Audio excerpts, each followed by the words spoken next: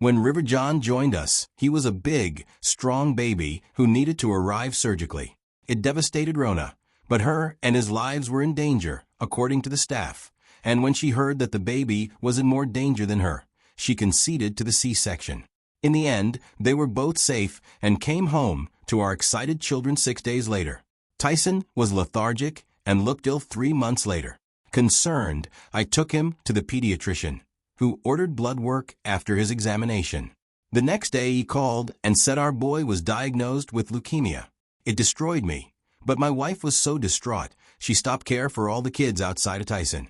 So our nanny took care of the other kids. River was no longer breastfed, and Rona couldn't be bothered to change a diaper.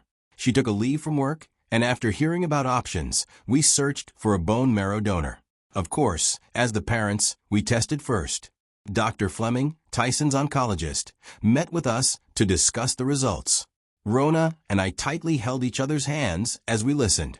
I'm afraid that neither of you are a good match, so let's try someone else in the family first.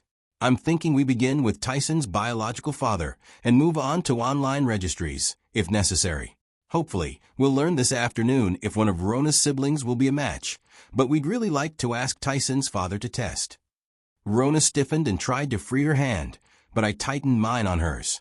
I blinked at Dr. Fleming, finding the right words. Tyson is my son, I insisted. The doctor frowned. Of course, but I meant his biological father, Mr. Alden. My nose flared. I jerked Rona's hand away from me and stood. I am his biological father. Rona, tell him there's been a mix-up. My wife. She paled and covered her mouth.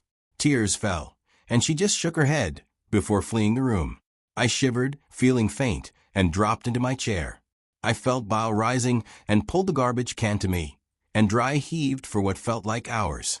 When I felt better, a nurse who I didn't know was in the room handed me a cool towel and a cup of water. Mr. Alden, Dr. Fleming called after I finished the water. I apologize for my candor.